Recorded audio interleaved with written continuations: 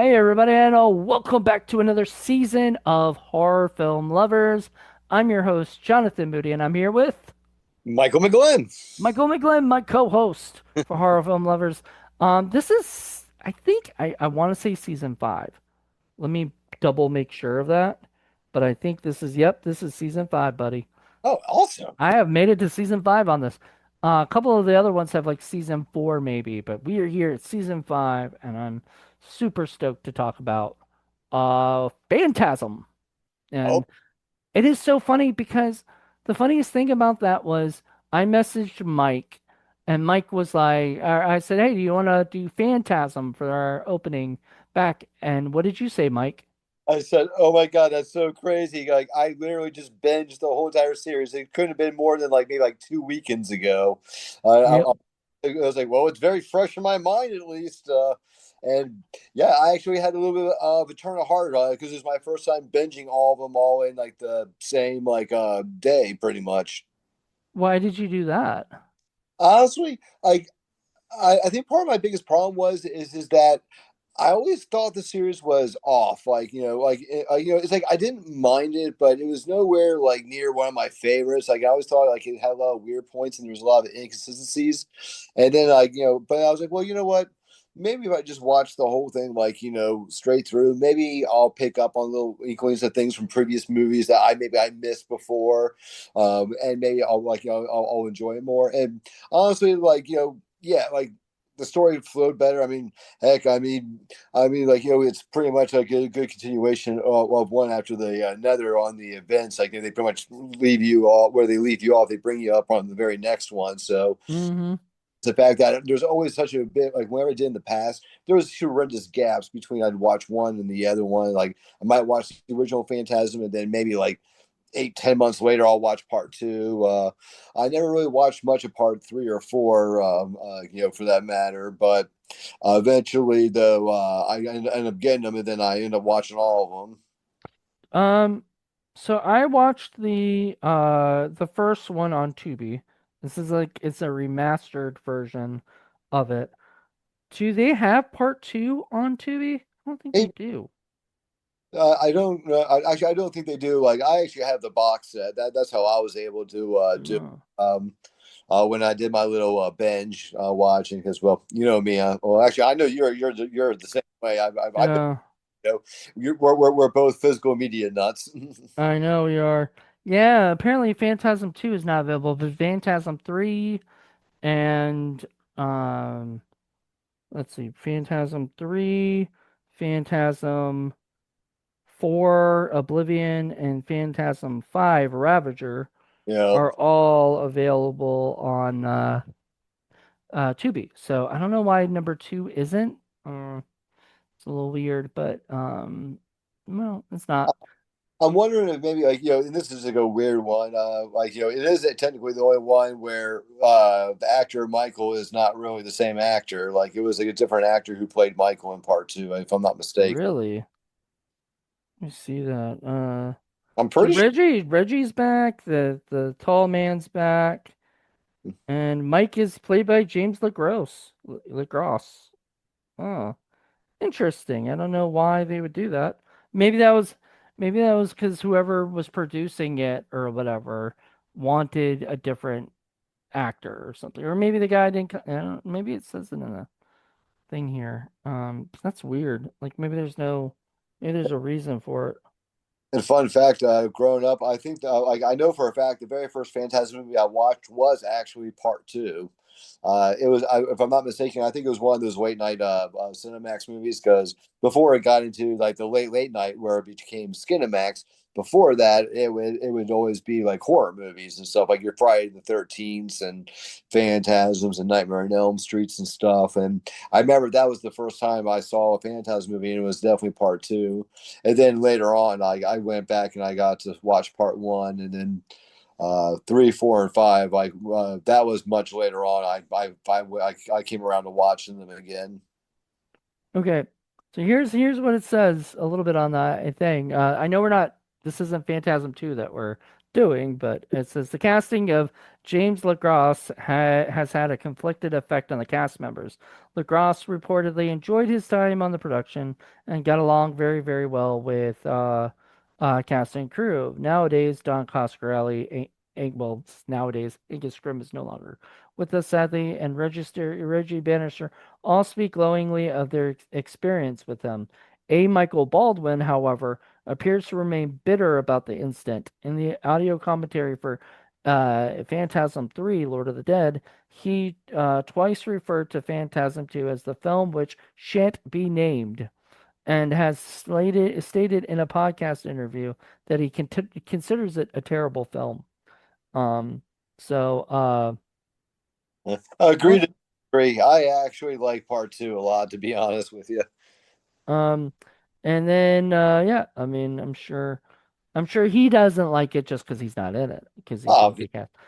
but I But mean, I just say it was a horrible movie. I reiterate, agree to disagree. I mean, my opinion, it was one of the better ones in the series. Like for me, at least, part one and part two were definitely my favorites. Brad Pitt auditioned for the role of Mike. That would have So been, especially at that era, because I've seen him do horror movies at around that time era and stuff too. Like he did Cutting Class. you need cutting class, and yeah, that would have been yeah, that's right before it was before Thelma and Louise and his how he Oh, got famous. yeah, so yeah, no, I mean, honestly, I could see that working. I really could. Hmm. They would have had a hard time getting them back for the later movies later on, though. If I'm to be Well, I honest. mean, they did bring back Michael, right? Like they brought back the original Mike Yeah, anyway. yeah, yeah. I think he came back for the rest of the series. I think it was only part two that he was not a part of. I wonder why they decided to not like have James keep playing him. Like, why? I mean, it's just weird. Anyway, Yeah. that's once again, that's for another. That's a whole another topic. Maybe if we ever do Phantasm 2 or 3 or something, we'll talk about that. But right now, we're talking about the 1979 film. Now, if you guys know how we do things here at Horror Film Lovers is anything pre 80s and anything post 90s. So 80s and 90s are off limits, but everything else is fair game. And at first, I thought Phantasm was an 80s movie because all the rest of them were 80s, I think, or 80s or 90s and stuff like that. So I figured, it felt 70s when I was watching it. It Oh, yeah. had a 70s. Now I've seen it. My buddy uh Vittorio, who sometimes is a host for some of my podcasts, he will he and I do like a Sunday night movie watch sometimes. Not all the time, but if we can, we'll hang out on a Sunday night and we'll either watch Are You Afraid of the Dark and other TV shows and stuff, or we'll do a movie. We haven't really done a movie in a while. Um, uh, because, generally that takes forever and it's already late by the time it gets here. But we used to do like, we'd have movie time and so we'd watch. One day he wanted to show me Phantasm because I had never seen it. So I was like, sure. And this was after it already been into the horror movie world. I've been into horror conventions and stuff, and it was just one of those I wanted to see anyway because it's a classic, or whatever. It's part of a series. I've never seen any of the other ones still, and I did like it when I first watched it. It was weird enough for me to go, what is going on here? And hmm then I was like, why didn't I ever watch the other ones? And then I watched this movie again today. I realized why, and we'll get into that later. Eh. Um, that there's a big part of why I never watched the rest of the series. Because yeah, we'll get to that. But I did tell you earlier, I showed you a picture that I got to meet Reggie Bannister. And this was before I knew I had never watched Phantasm at that time. I didn't watch Phantasm till like 2014 or 15, something like that. So I had never watched Phantasm. And so I first met Reggie and David Hess from Last House on the Left. And and got to meet them at Horror Find weekend. I don't know if you've ever been there or whatever back in the day. Like when did you start going to conventions? Uh, let's see. Well, conventions in general. My wife and I were going to a lot of the Comic Con ones way back in the day. Even when we were first dating and stuff, we would do that. So that was, That's a yeah. cute date. What's that? That's a cute date. Isn't it? I mean that. I mean, as long as you're paying for the tickets and stuff like that, you don't have to pay for her for like pictures necessarily, but the ticket to get in that should be count as a date if you're buying, you know. Usually back in the day with us, it was always like I was like we always pay our own tickets in and stuff. But then like usually it'd be one of those ones where she would buy like the snacks and some of the fun stuff to do inside the con, and then I would take her out to like a nice dinner after the con was over and stuff. That's Like cute. you know, Okay. Um, so yeah, 2010 was the first year I went to horror conventions. It was the most epic year. I'm not gonna lie. I went to Texas Frightmare in May. I think it was May or oh, April or May, and then after that went to Kentucky for Fright Night Film Fest. Then Horror Find, and then Horror Find was in Gettysburg. Then I went to my friend Chris called me up one day. I was working at a resort place, and my buddy Chris called me up, and we had gone to Horror Find together with one of his friends, right? And so mm, he's like, "Hey," or maybe he texted me. I don't know if it was that or which one, but he's like, what are you doing this weekend?" And I was like, I'm off work. It was off like Sunday and it was Saturday, you know. He was like, do you want to go up to Monster Mania in Maryland? And I was like, when? It's like tonight. I was like, I don't really know if I have the money for all that. It's like, you just pay for the ticket in and whatever you want there at the convention. I'll work out, I'll get us the gas and the hotel and stuff and everything. And I was like, all right. So we went up like that was like literally he messaged me that, then picked me up and we went that night and because he wanted to get Robert England's autograph oh, and I quite picture. get that one. Yeah, so he was like, that's what he wanted. He had a Freddy's glove and everything. And we didn't get a hotel. Like the hotel there was booked. So we were gonna look at another hotel, but this one guy dressed up as Freddy that was just like lingering around by himself. It's like, hey guys, I heard you guys don't have a place to stay. Do you want to stay in my room? And I looked at Chris and I was like, it's free room, you know? And he was like, sure. And we talked about that recently because we were chatting about our how we got into the convention stuff at another convention. So it was fun. But yeah, it was nuts. It was like weird, kind of thing. But we had a blast and yeah, I really uh that was like the time of my life. I went to Monster Mania that year, and I think it had to been like one more or something. And that was like the most epic, like conventions in one year. I don't think I've ever done that again. You know, I don't think I've ever gotten that thing again. That was the first year I ever went into conventions. It's like I got addicted to it or something. You know.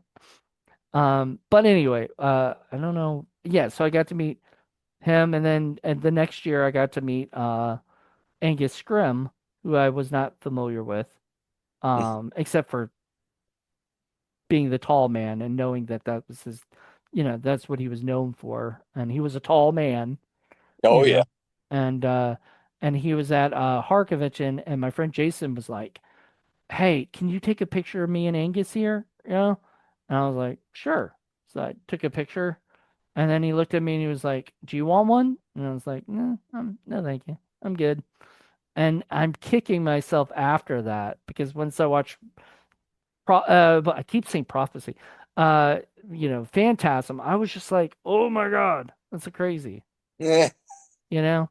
So, I mean, he's my favorite part of the whole movie, like, honestly. Oh no, But I could definitely get that. Yeah, no, I mean, he kind of reminds me of like the creepy old man from Poltergeist 2. yeah, No, I mean, just like in a much taller form of it, but it's just like, even taller, yeah. That guy was pretty tall, wasn't he? oh yeah, no, no, he had definitely had some height on him too. But it's just there's just something about him that's just like you just got that. All right, I'm getting some weird vibe chills right now, just by watching you. I remember yeah, so he at conventions, he was like just super like normal, you walk, and you'd be like, "Oh my God, it's the tall man." Oh, right? Like you would whatever, but like there was a guy from the guy who played the doctor in the Human Centipede was at a horror at Texas Frightmare one year, and he was just staring at everybody. Like, not hanging out, not talking to people, just watching people walk. And I was like, oh my God, is he like this in real life? Is this how this dude is? It was like, really weird. But so like when you look at Angus, Angus is just an actor, and you Mhm. know, um but yeah, I absolutely from the very minute I've done conventions, and so I've always kind of said to myself like I should probably get more pictures of people even if I'm not familiar like with their work because I may become familiar with their work and later, I kicking myself because I didn't get Richard Brooker's autograph before he passed, you know, and I was like, because I was like, ah, I'll just wait till next year, and there was no next year. He died around that day, I So, had the same one with Rob Browning, the original creature from the Black Lagoon. oh, Yeah, like I had an opportunity to meet him. He was down in Virginia Beach, and I just didn't make it out there. I saw something came up, and I just couldn't do it and stuff. And then, yeah, I think it was I think it was like a year later. Then yeah, he passed away. ugh. But so far right now, pretty much everybody from Phantasm except for the tall man is still around, like from the original. We've got a great cast here from the original. We got A. Michael Baldwin as Mike, which was weird to me that if you look at it, it's like Mike and Reggie, and that's their real names. Yeah, I'm wondering if that's because Don had worked with them on a movie before this one, and I'm wondering if he just knew he was going to work with them, so he kind of wrote them their names, and then he was planning to change it to another name, and then he just never did, or whatnot, because Mike and Reggie are still in there. Um, names just fit the character. Like, yep, I can go with this. yep. Um, so it's funny because Mike hasn't really been. I mean, so he's in Phantasm. Let's see, so Kenny and Company was the movie they did before, and it was like he was the star of it, I think, and it was like a coming of age story, you know. So then that was 1976. 1979 they did Phantasm, and then interesting, Phantasm 2 still has him, but he's young Mike. So I guess older Mike was the one, right? Yeah, I mean, and that would make sense too, because like I said, uh, part two starts right where part one left off. So you actually, well, what you're really seeing is just seeing a little bit of old stock footage from the first one, but they have to, still I think legally credit him. That's probably why he was mad because like he gets the credit, he gets the scenes, but it's not him, you know. But they did a lot of that stuff back in the day though. Like they replaced Danielle Harris with another actress in Halloween uh was 666 or whatever, and stuff. And the other actor, it was because age difference, I think. The girl was a little older, and I was like, that's stupid though. Like if you're gonna make this, you're gonna make this about the same around the same time. You might as well keep them the same, whatever the same age. But I actually remember, like I heard on commentaries and everything why they didn't want to use her for that one, and to a small degree, I could understand, given the premise of what Halloween 666 was about in the beginning with her, about her giving birth and everything. Even though she was of the age, and when you look at her, how she looked at it during that time, they didn't want to do it because they felt like she looked way too young still, even though she yeah, was. They all pretty much said she looked like she was like maybe 15, and they just didn't feel like that was right.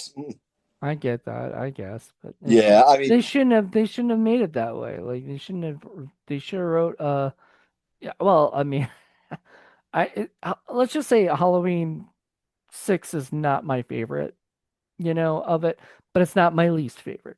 oh yeah, no, it won't be my. Part 5 is still my least favorite right now, like of all the ones. I But part five. I know it's goofy. I I'm not gonna deny it, but I had fun with it. And I like the Jamie Lloyd story arc because only just because like I felt like her story was a bigger tragedy even than Laurie Strode's, because right. Laurie's torment happened when she was already an older teenager. Jamie, it hurt hit her like at a much younger age, and she didn't get to live to an older ripe age like Jane Lloyd. I'm sorry, Laurie Strode's character got to, and she went from like I lost my mom to now I like to like to going away. I'm now living with a foster family. Oh, now they're all dead. Now I go into like a kind of like special school, like we'll say for kids with issues of all different varieties, and stuff, and then to go from that to pretty much being kidnapped right out of the jail cell, And and pregnant, yeah, no. impregnated and stuff. It's like that poor girl never had a chance. Yeah, I always thought like it would be great to bring back Jamie. Like they should have done that for I mean I don't even understand why they didn't do it for the new Halloween because they had what Judy Greer or whatever, and she had no like we had no connection with her whatsoever, right? So if they brought Jamie Lloyd, as that thing, but the thing was, I don't think David Gordon Green was that big a fan of all the other movies. He just wanted to make his own story from it, so he didn't want to connect it to all the other movies. I know. I mean, unfortunately, I think that's what caused a little bit of a divide because you just had you started getting all these different cuts. It's like, oh, well, this movie takes place right after this one, but ignore all these movies, and then it's just like, but I like, And then these other ones say, no, in order, like, all yeah, that stuff. It gets to like somebody. I think there was somebody that did like a on YouTube did like a map, and it kind of just shows you which ones are connected to everything and all this other stuff. And I'm like, that's just doing too much homework, man. I mean, this is why I like Friday the 13th. Is my favorite because uh, there's no, yeah, yours is Hatchet, yeah, but but until before the Hatchet movies came out, Friday the 13th, it was a weird one for me. It's like Friday the 13th was my favorite horror series, but my favorite horror icon as a kid was still Freddy.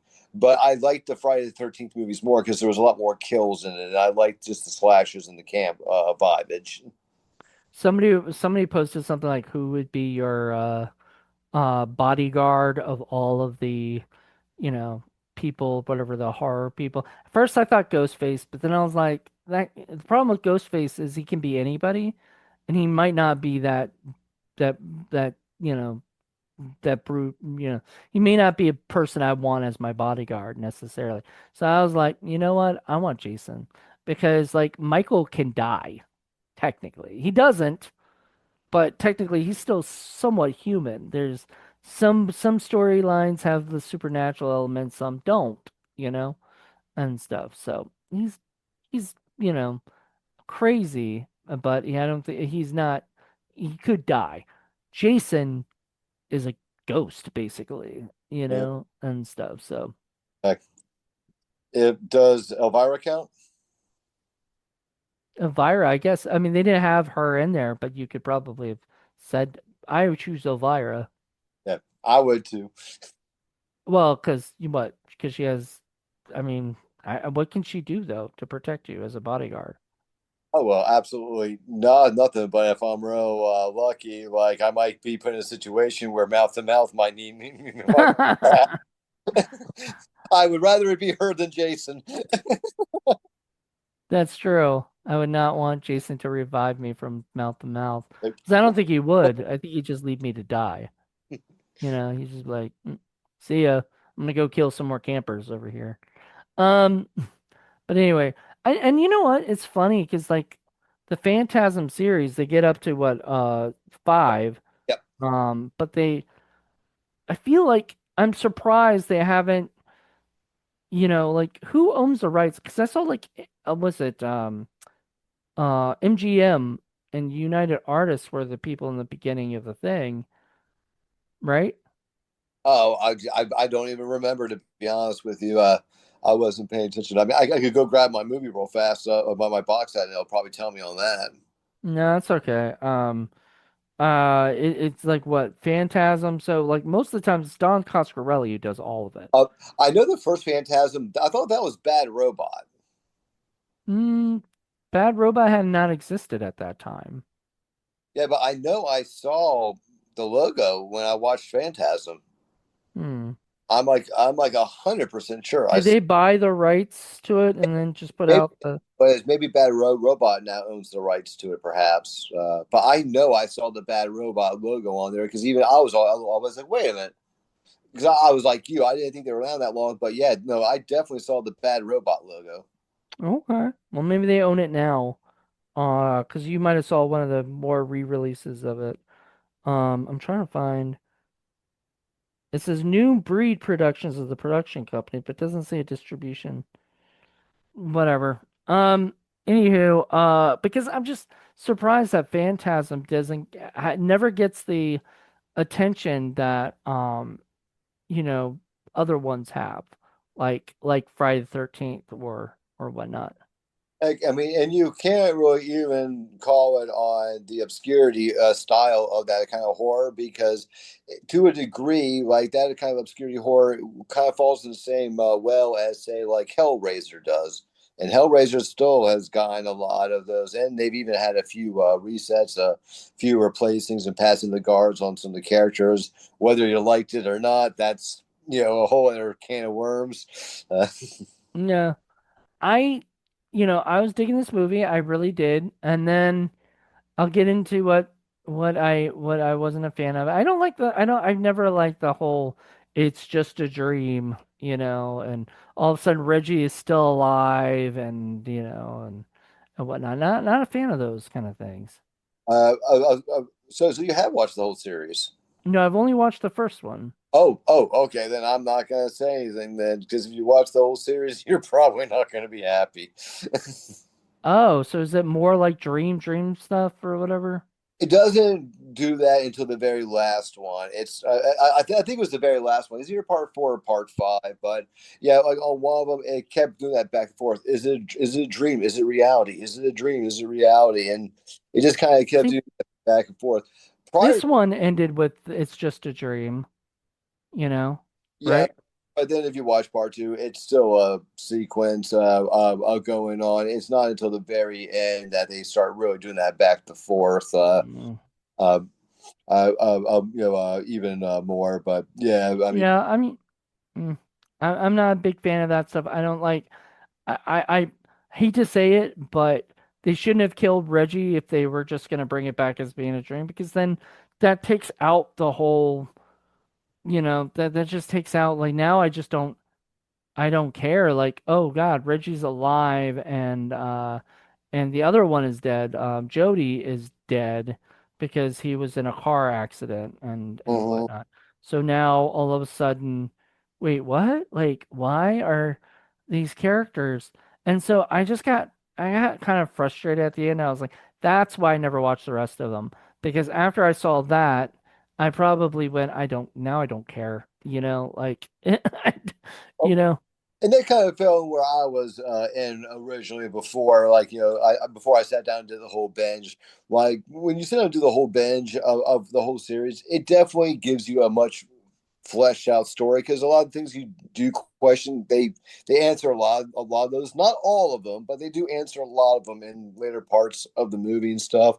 Kind of like with the tall man, like why he does it and like like, and then also like why he also moves around from funerals to funerals and stuff. He doesn't stay in one spot forever, or anything like that. Like they flesh it out over the series. So, and that kind of goes back to what I said before that because I had such big breaks on them, I never really, made a lot of those connections. But when I did that first binge like a couple of weeks ago, then all of a sudden like it's like okay, I'm starting to get the story a lot more now here. Like I'm following it a lot more and stuff. But like I said, there are still areas that you're still left like, wait, what?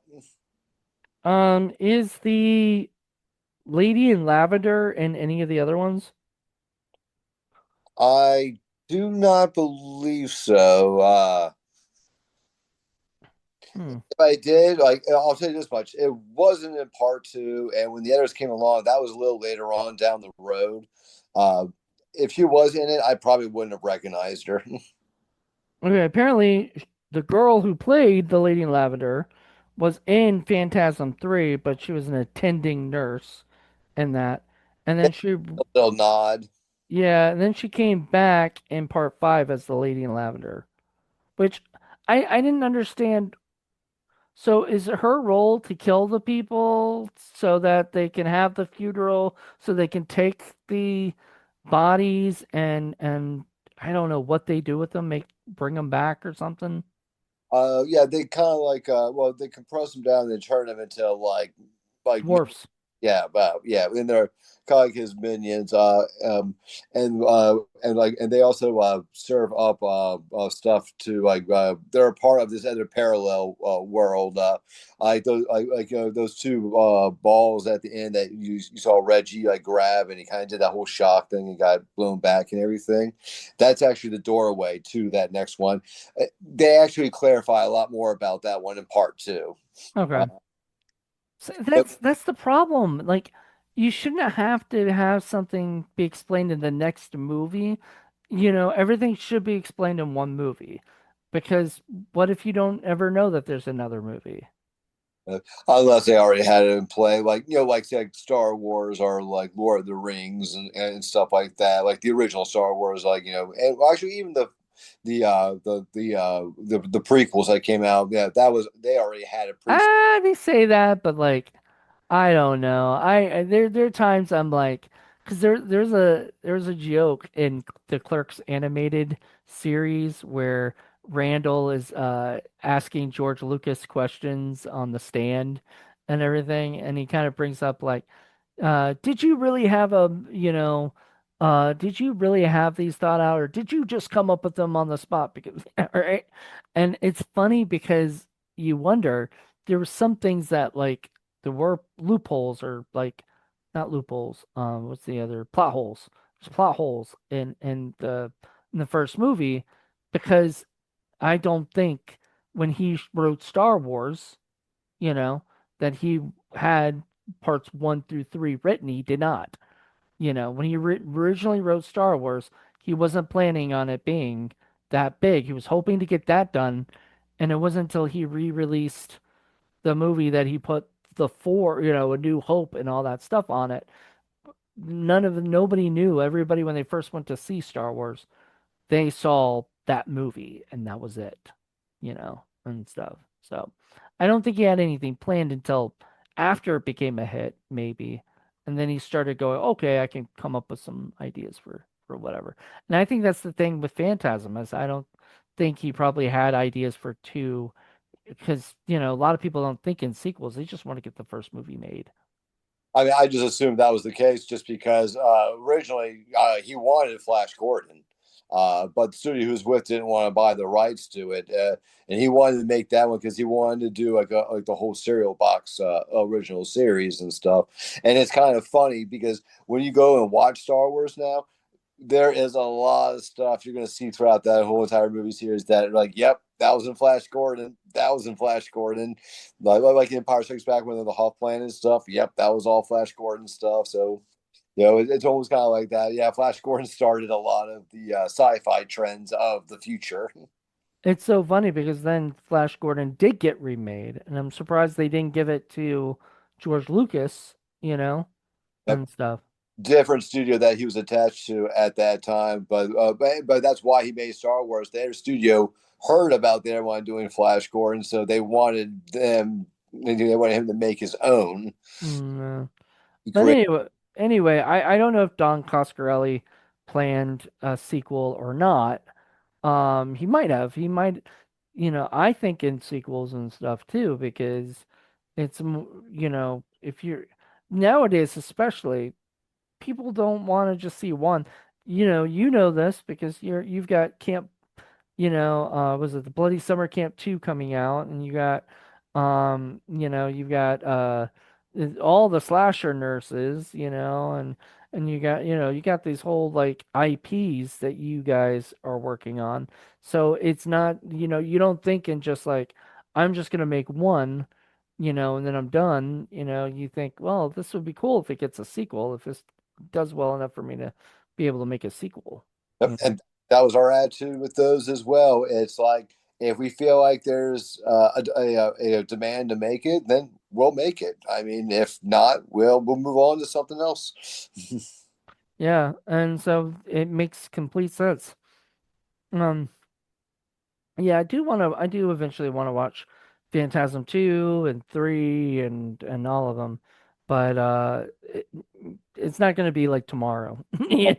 And, I mean, and like I said, you may not like the series. Like it's definitely an acquired taste kind of series. So like I said, it's no different than say like the Hellraisers. And I'll even add another one to that bunch just because it started off strong and then it just went to like really weird areas. Like and they never veered from it on their in their series. But the Howling, Howling, yeah. yeah, it started off strong and then it's like what made you decide to go, hey, we have this hit werewolf movie, let's go this route, we're gonna have it just be like this sister's a werewolf and Yeah, I was like thinking about that one, like your sister is a werewolf or something or yeah. whatever.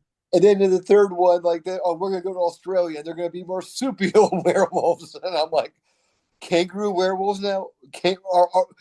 We haven't even done a proper sequel to the first werewolf. That was so cool. Can we get at least one more good sequel in before you go this route? All the Nope. air, like, like none of the worst slasher ones ever went to space until they at least had a good solid set Wait, before. did they have Howling in space? No, thank God. Oh, man. Surprised, to be honest with you. They went almost everywhere else on that one. But there was a one that happened later on in the series that I actually didn't mind.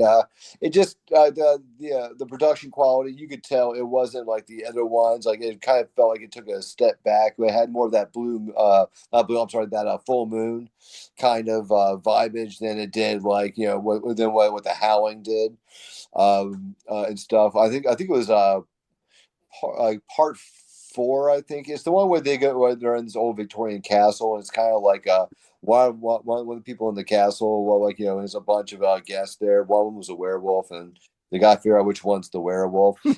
Had a little bit of of the Gene Wilder movie, My Haunted Honeymoon, Oh, it's an honeymoon.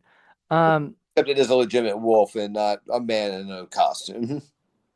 well, Werewolf in Space. I mean, that's a movie right there. I'm surprised I don't know if anybody's done that yet, you know. But Mark Polonia, I'm looking at you, oh, yeah, I was going to say like I know Troy. Um, uh, uh, Oak. I know. Oakley? Yeah, Oakley. Yeah. Yeah. Like I know he did the werewolf, like from Mars movie. So I mean, Oh, but did he ever finish that? Because I I remember doing an uh, interview with him about it. Yeah. I know it's in post production and stuff. So I mean, yeah, I mean, it's like I like Troy. Troy's definitely a really nice dude and stuff. So yeah, well, when it comes out, I definitely can't wait to check it out. Yeah, I like that dude. Um, I've chatted with him a lot, and he's always been super duper nice. I mean, I love to say there's some great people in the indie, film world, that are out there. They're trying to make great movies. Yep. I completely completely agree. I mean, and even ones that are just out there making the film they want to make, kudos to you as well on that same front. So many people conform because of this or that, and in the end, your original vision definitely doesn't come out to what it was going to be and stuff. And for all those who like, you don't care if people are going to really be into that movie, or you feel like it's going to have a small niche crowd, but you still want to make it. God bless. Hmm. What was that one called? The Werewolf what? Uh, I, what the Troy's? Yeah. I think it was something like I want to say like werewolves from Mars, but also, but didn't the Mahalas do one too? Like biker werewolves like from somewhere. Okay, it was Nazi Werewolves from the Moon, Oh, that's it. That's it. and Okay. it's in post production. So good. Good for you, Troy. Good for you, Troy. I'm happy for you. Out there. Yeah, Nazi werewolves from the moon. That's awesome. Um, I definitely watch that. That's the thing. You gotta come up with like fucking crazy ass titles nowadays because like A, it gets people's attention, and B, people just want to see that shit, Like they're like, Nazi werewolves on the from the moon. I'm down. And it looks like it's all black and white, so that'll be fun.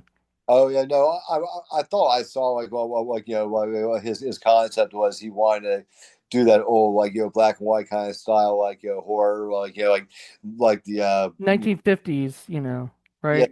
exactly. Like tarantula and stuff. Like where's all the black and white, which I think is actually a pretty cool idea and concept.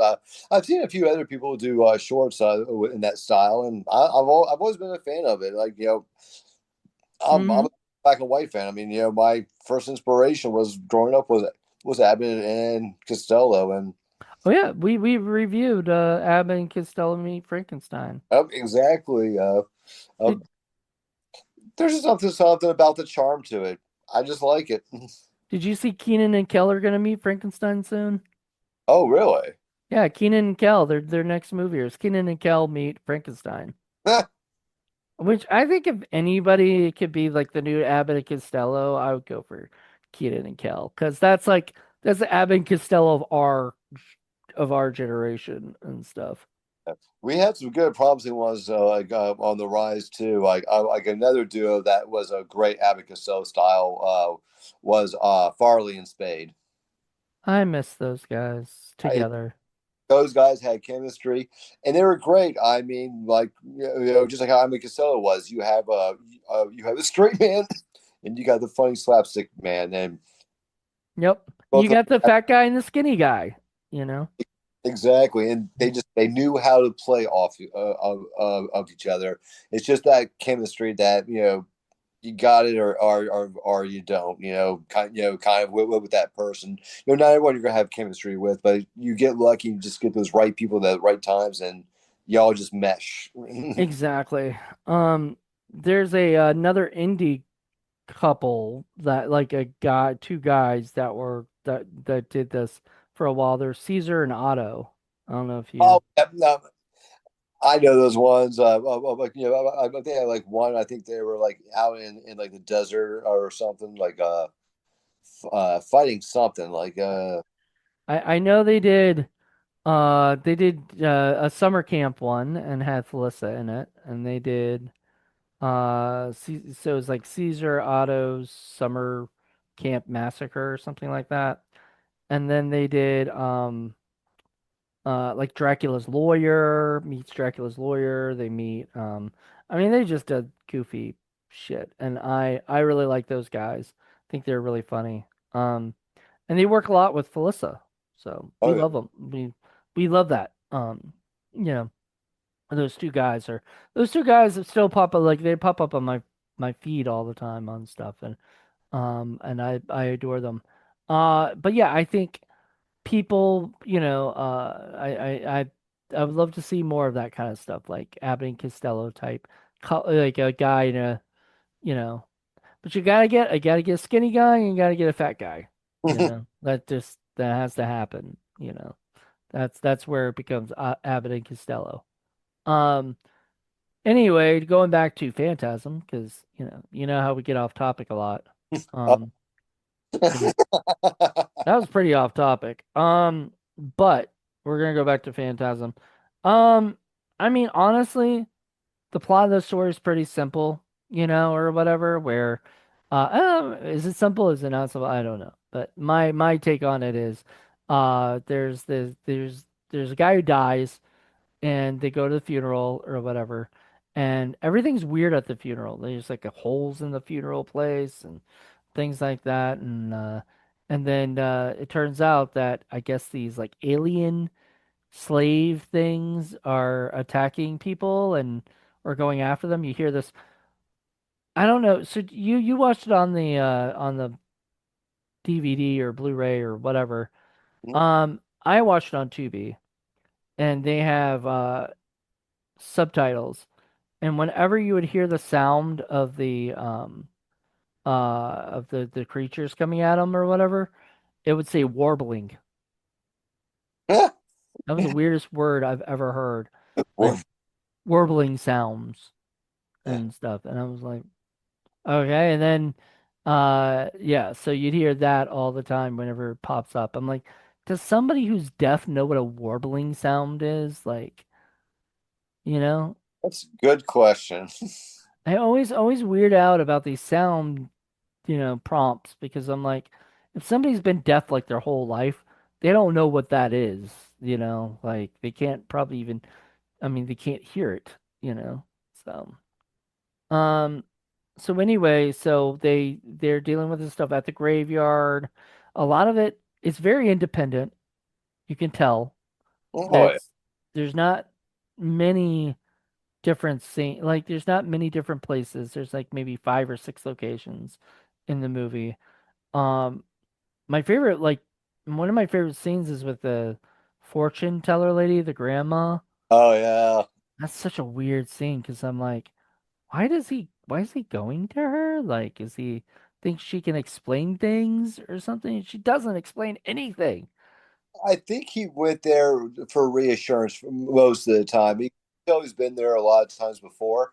And I think the main reason why he's there is he has a phobia and a fear.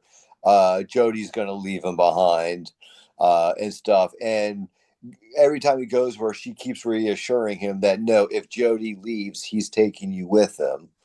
Uh, Hmm. I think that's where that was why he was going there all the time. I think in the beginning it was mostly that, similar to also like he always followed Jody around, like especially after his parents passed away. It was kind of like that was his comfort zone. You could say, was having his brother around, and then the fear of losing him too, and then you also find out later on that yeah, he had a little bit of reasoning for that because that not Reggie, but one of Jody's other friends who just came into town and was like, I just came to town for their other friend's funeral, but also wanted to send his condolences to his parents and stuff. And Jody was telling him that, yeah, like I'm thinking about dropping him off, at my aunt's house and raising him and stuff. So that only just makes him more scared and concerned now because now he knows that there's thought of that happening. Right. And then Jody is dead, supposedly and stuff and whatnot. And so what? But Reggie takes over that role as like kind of like the new big brother for him, and runs that way in the rest of the series. Yeah. And then the most of the movie is just them trying to figure out how to stop these things, which takes a while. Like probably actually one of my favorite scenes is the part where he's in the tall man is kidnapped Mike and throw him in the hearse, and he has to like shoot his way out and stuff, and then he with the uh hammer. what Oh no! Oh he no! gets the gun, um shoots the window, then shoots the what is it, the tire, and then jumps out when the thing just crashes into a tree. And and I was like, well, tall man's not dead. You know, there's Yeah. no way that tall man is dead. And he's not supposedly dead until they throw him into a pit and throw all the rocks onto him. Jody helps him with all the different big ass rocks. It almost looked like a cartoon. I was like, what in the world is going on? You know, like you see the cartoons where they drop all the rocks on the people and Oh, stuff like that. You know, it doesn't usually happen in movies, in actual movies. You um, know, you've got some truth there. yeah. And maybe that works well with it being a dream because dreams are very cartoonish in a way, you know. I said you really should at some point instead of watch the rest of the series. Like I said, I'm not saying you're going to come away and loving it, but I feel like a lot of the questions that you have, just like how I did too, when you watch the whole series, like a lot of your questions are answered, but there are definitely still some that you're like, okay, like you kind of at that point you almost like accept the fact that well, I got a good chunk of the questions answered. I didn't get all of them answered, but I got a good chunk, so I'll walk away with this as I guess a win. I guess this was a win. I got some of the questions answered, you know, enough. Yeah, Um, I got enough to feel content that I at least I felt like I got a story. All right. So one thing I've been doing for a lot of these podcasts that I have, I've looked at the box office records and stuff for it. And I'm wondering if this even had a box office. Like was it in the theater? I don't know. That's a good question. I thought it made the theater. Um all right. So the 1979 cult classic Phantasm was a major independent success, grossing approximately $11.99 million at the box office against a minimal $300,000 budget. Yeah, I Wow. mean that's not bad at all. Yeah, it's not it's not that far off actually from what the first Friday the 13th, because Friday 13th had a similar budget, I think of around 300 or so thousand, and I think they got something like 65 or 80 million or something for Friday the 13th. Okay. Um, so I'm trying to find the date. Okay, let me see if it's on this one. I like to look at the day it was released and see what the um see what it got on the day that it was, you know, the day that it came out or whatever. But Um, Carlos, to turn a 300K movie like into to like even $11 million movie, that's still a big success story, and especially they weren't paying for advertisement back then like they do now. hmm Back then it might have been about 20% of what your budget was and stuff. Like versus nowadays, it's pretty much double. Like whatever the production was, double that like for advertising, and that's generally more the ballpark area of what the movie costs, like like at least in modern day takes with the big budget studio ones. So I imagine probably no more than probably 50, 60 grand for advertising. So even at 360 k, that's still a very good turnaround. That's definitely. I see why they jumped on to making like the sequel, just like Halloween and Friday the 13th and Nightmare on Elm Street. You if you lay hmm out a golden goose in the very beginning, you run with it. Let me see something because okay, so it was released on June 1st, 1979, and I want to see.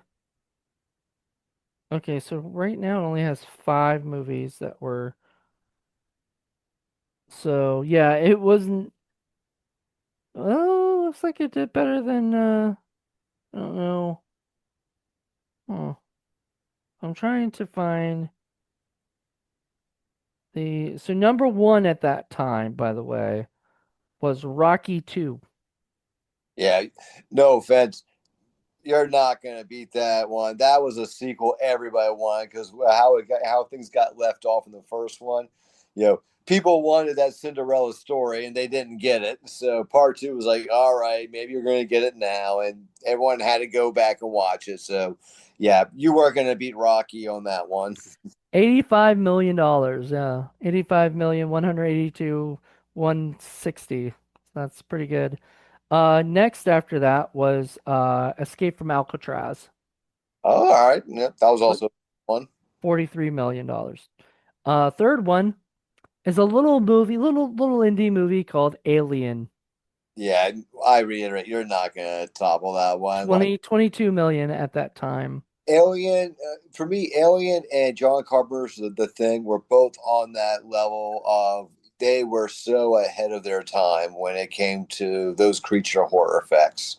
Like they really had something there. Like before it became the notes to everybody. Like they were hitting chords that I don't think. I mean, they were literally making the stuff in nightmares, come to life. I mean, and it's Mm. so real. It did beat two other movies that were up there, which was Butch and Sundance: The Early Days, which only got 5 million in the box office, and a movie called Lost and Found. This was an American widower and a British divorcee keep running into each other and marry, but when the marriage loses its bloom, they try to separate, yet can't stop finding their way back together. Actually, sounds not bad. The only lost and found movie I ever watched was the The David. David Spade one, yeah, I was thinking about that too. It is a good one. I actually saw that one in the theater. So this was a George Segal and Glenda Jackson movie. I love George Segal. I think he's hilarious. Oh yeah. So I would definitely watch that at some point. But I love the original Lost and Found because the best scene in the whole movie is when he's singing Neil Diamond and and the guy puts the power out, takes the power out so he can't sing it, so he has to do it because he's just sort of like mimicking the thing, and now all of a sudden he has to actually sing it and Mm-hmm. everything, and then he starts doing it, and I'm like, that's so David Spade. Ugh, it was such a David still needs to be more leading man because I mean, have you seen The Wrong Missy? Uh, yes, yes. It took me a minute there. Yeah, the one where he thought he was going on that date on that flight with that one girl, but ended up being someone else completely. A crazy chick, yeah, crazy Missy. But then in the end, I'm like, I love him. He realizes that she's the one that actually really got him. Yeah, that was Lauren Lapkus. Oh, I've always loved her. She was a comedian who she was on a few TV shows I watched and stuff, and then I was in LA, living in LA, and when that movie came out, it came out on like Netflix, you know, and my roommate at the time, Jackie, was like watching it, and then she stops like 10 minutes in, and she message or not message me, but she like calls my name out. It's like, Jonathan, are you up? I was like, yeah. It's like, come Yeah. over and watch this movie with me. It's hilarious. And I was like, okay. So we watched it. Unfortunately, she hates that movie because it reminds her of somebody that she does not like anymore. So it's Ah, kind of a bummer when you're kind of you kind of think about somebody that like hurt you or whatever, and a movie is like tied to that, kind yeah. of thing. Uh, Um, we've it happening quite a few times before. I mean, think about poor Shelley Duvall when she did The Shining. yeah, she probably can't remember, like, or well, she's unfortunately no longer with us, but when she probably did not really enjoy talking about that movie, much because of the torture that Stanley Kubrick put her through, you Yeah, know. and stuff. Yeah, nah, Yeah. it was. Yeah, Brutal. yeah. Um, Yeah, she has my deep. She will always have my deepest condolences on that one. I mean, the good news is she definitely knocked it out of the ballpark, But Hmm. I just reviewed this movie last night. which was that? You read it? No, I can't. Okay, it says Fear and Desire. Okay. It's Stanley Kubrick's first film, Oh, and okay. it's awful. Oh, It's his worst film. He it's so bad that he disowns it and tells people don't watch it. When a director tells you don't watch my movie, it's usually a sign.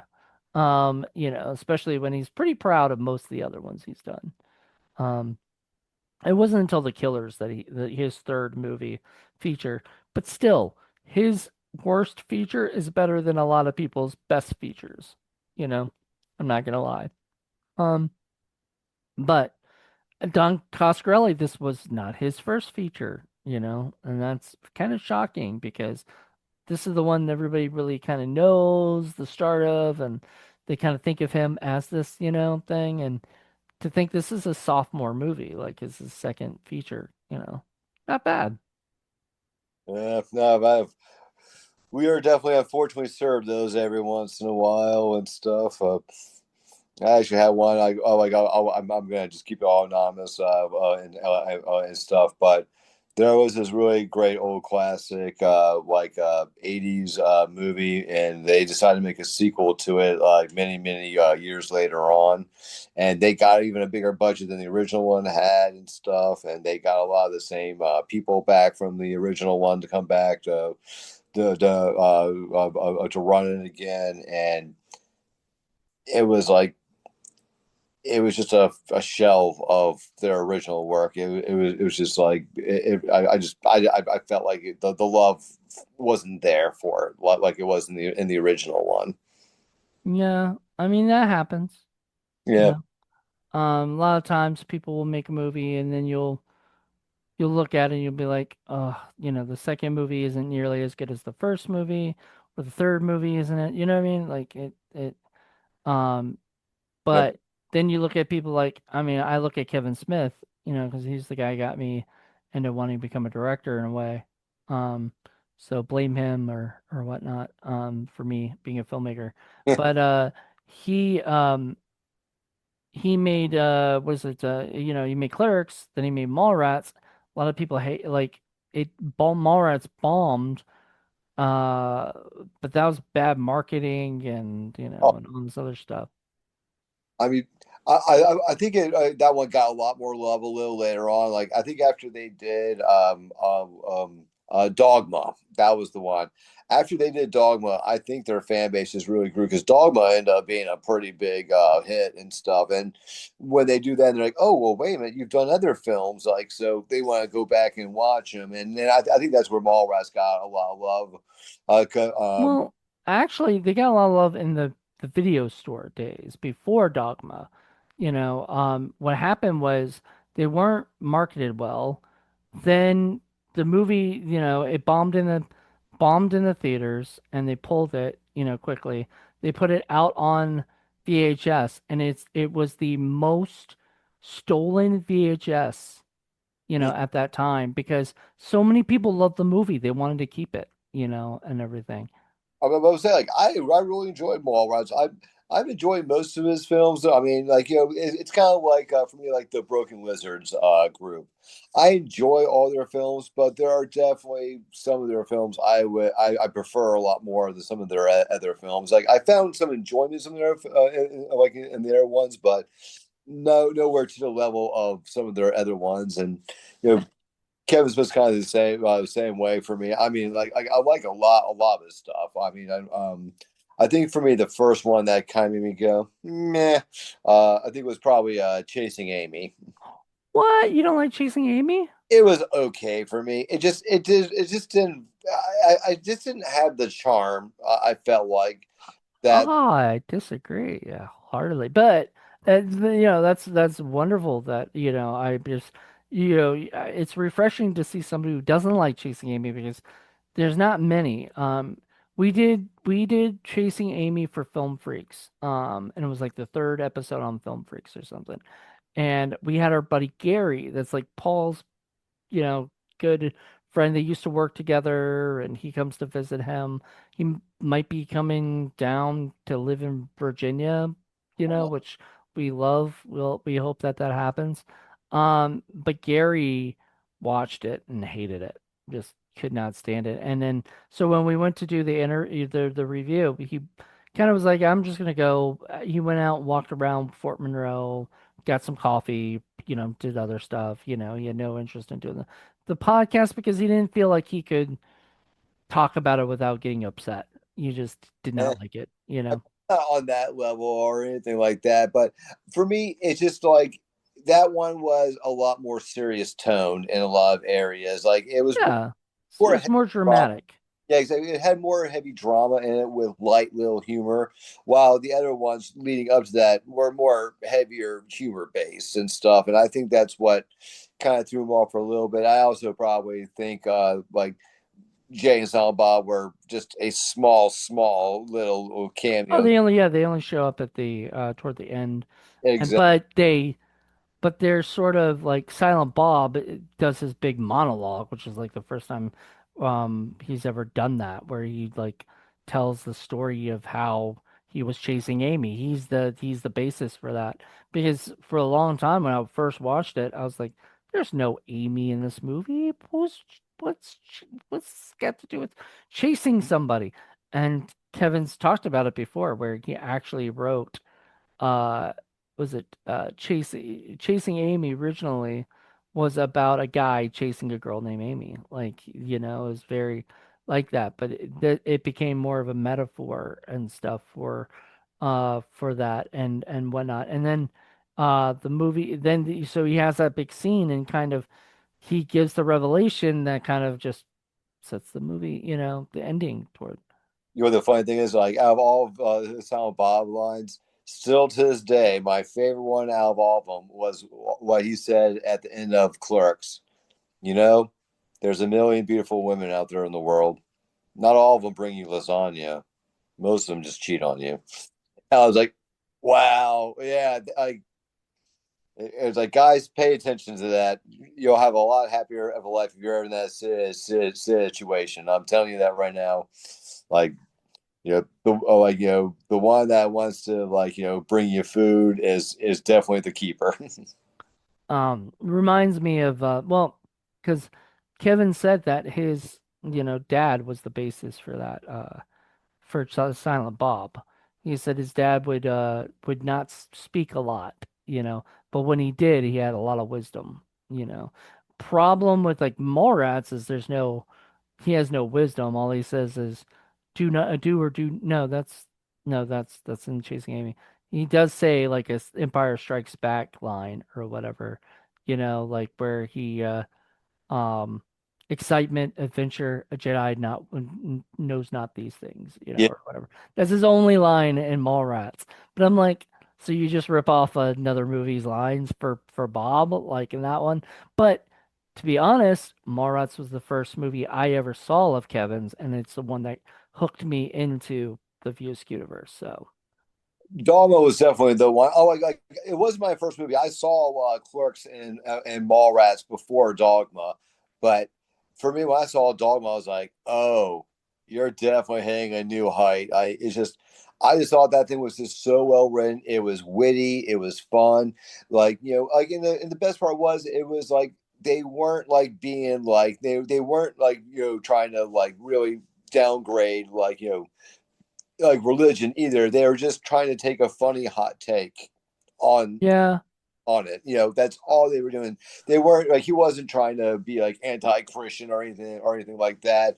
It was just more of like oh, the 12 apostles. Well, what if there was a 13th one who got left out because he was black and stuff like that. Like it was just a small little tidbit things that just it made it witty, it made it fun. Like the two fallen that happened in Loki, like being the the one that handled all like the big like disasters that you read about. mm. the Bible and stuff, and he's like, yeah, he just got sick and tired of doing it and stuff, and about how he got drunk with Azrael one night, and he went and gave God the finger, and goes, and now that's why we can't consume alcohol anymore. I was like, okay, that's pretty good.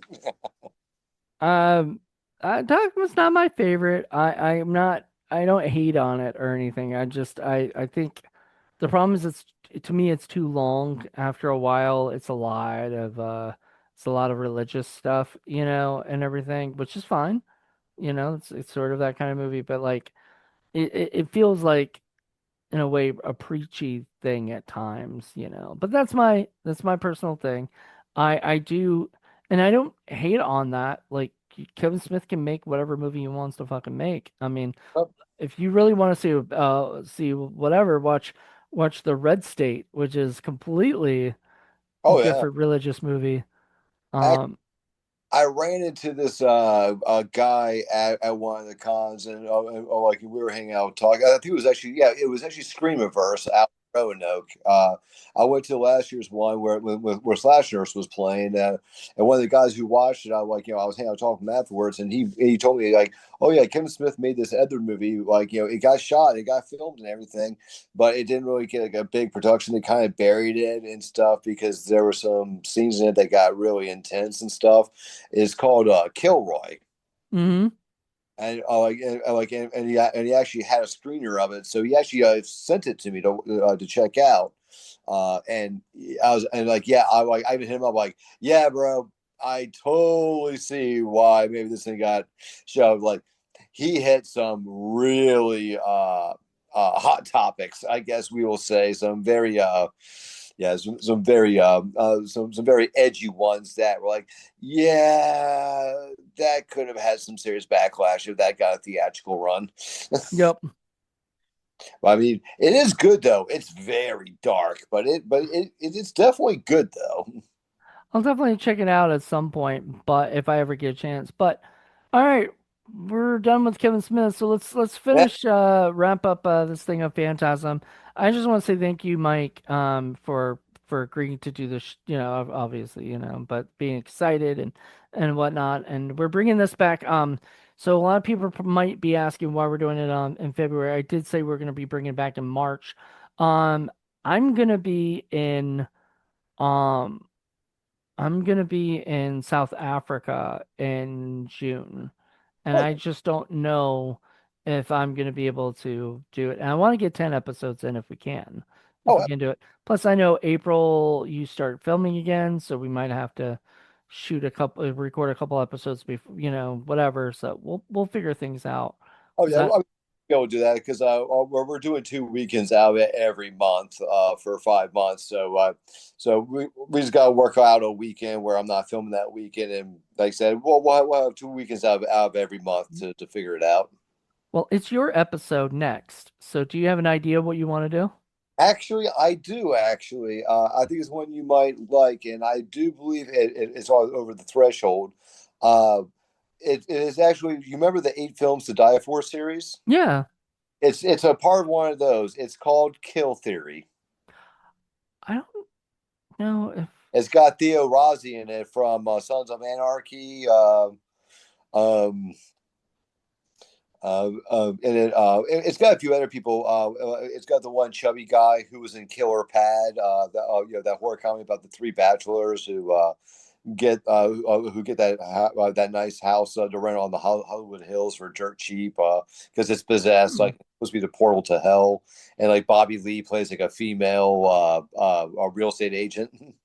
So we have not done that one anywhere on Indie Film Cafe, so perfect. It's a good one. Like like it is pretty much like a slasher, but it's not your typical one. Like it's got a cool little twist to it as well. I won't say anything more than that, but it's definitely a good one. I like like it's one that even Jamie really enjoys. Okay. So it says After Dark Horror Fest 4. It's Yep. part of that. It's awesome. So I'm looking forward to that. I felt like that would have been the early 2000s. Yeah, it's 2009. So Okay. that works perfect. And it's directed by, that's not the same. Yeah, holy shit, it's directed by Chris Moore Mm-hmm. from Project Greenlight. Yep. Oh, Producer on, also has the preachy girl from Orange is the New Black. She's in it too.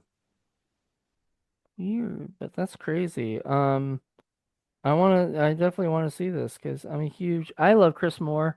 I would die to work with that guy. After seeing how he is on the sets of the Project Green Lights, a lot of people might be like, whatever, like afraid of him or something. I think he'd be the perfect producer. He knows his shit, and he needs people who've done films, before, like Pete, who did the first Project Greenlight. He was green. He had never done anything before. Um, and the other guys, and people like that, just everybody who worked on it, um, but the whole idea is you gotta, yeah, obviously Project Greenlight is fake in a way at times, right? They take whatever they can to make things look messier than they actually probably are, you know. But just knowing, I like Chris Moore. I would love to work with that dude. So Chris Moore, if you're listening, call me. Um, yeah, let's get a project going. Um, get me greenlit, and I will make something fun for you guys. But it's nice to see that he directed a movie, and that it was a horror film. That's really cool. Oh yeah, Um, honestly, I really do mean it. Like I thought it was a very good one. I'm a big fan of the Eight Films to Die For series. It's like I like all of them, but there's always like we had this bunch. There's always ones you're gonna like more than others in the series because especially with that one because they go out of their way to try to give you a taste of all the different subgenres of horror. Like you'll get some of the some of the Far East kind of style, like like Ring kind of like horror. Usually get one of those in the bunch. Then you'll sometimes get like a gothic horror, but then you'll get some slashers and you'll get a creature feature all in the mix. From that season, which is actually one of my favorite runs. That movie was one of my favorites in the bunch. I would say that one and probably Tooth and Nail. That one was actually really good. was that the one with Ryder Strong? Yes. And I gotta watch that one. I like one of my favorites, Dark Ride. I yes, fucking love that one. that's a very good one. I thought that was that from that might have been from the first or the second. I want to say it was from season two or the second run. I'm not sure. It might have been season one or two. I'm not sure, but the also Corey English is in one of them that I loved. Unrest. Oh, yep, nope. I got that one too. I think I got majority of all of them, at least the 1 through 4. I know they brought it back later on, but I haven't really gotten into too many of those. Just haven't gotten around to it. If I'm correct, I did interview the director of Unrest, I believe. Todd Jason Ibsen, and because I was a big fan of it, and that was the MySpace days where you could, contact anyone. Everybody was on MySpace. Not everybody's on Facebook, everybody's on Instagram. By the way, I'm starting to lose interest in Facebook and I'm starting to go more into Instagram because there's less like arguing and problems and everything.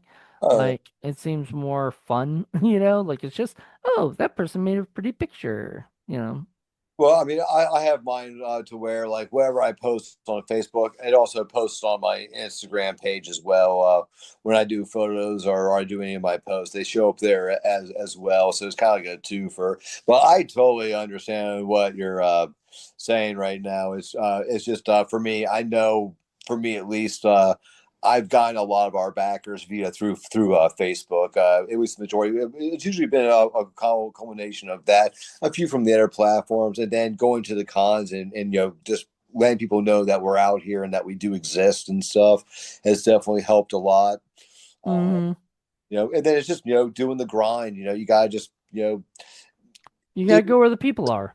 yeah, even at times when you feel like you're not gaining any ground, you just gotta keep going at it because you'll hit some bumps in the road, but then eventually you'll get over those bumps and you will find some of those new people who do want to come out and support as Yep. well. Well, Yeah. Sorry. It's getting late here, everybody.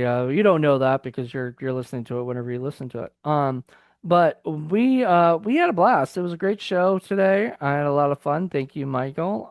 Everybody, check us out next month when we do Kill Theory, which should be fun. It's gonna be an interesting thing. I think that's gonna be the thing. You like to find me a lot of the like more obscure stuff that I've never heard of or whatever, and I like to throw in the movies that are more popular. And I kind of feel like that's usually me for a lot of my ones. I try to find the ones that are a little bit more popular or have like series around them, and then you like to find the ones that like you just never, and I'm happy about that because then I can watch a movie that maybe I never, that might be a movie that Paul would want on like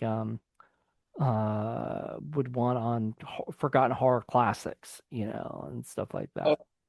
and that's kind of the real reason why I do it too. It's like I try to always find movies that maybe are like you said, maybe those obscure, but also the ones that I actually really do believe that were overlooked. When they came out and stuff, and especially for the horror fans, I feel like like that one especially. But almost all the ones I always try to recommend are usually ones that I think if you gave it a shot, you would end up liking it. Like kind of ones.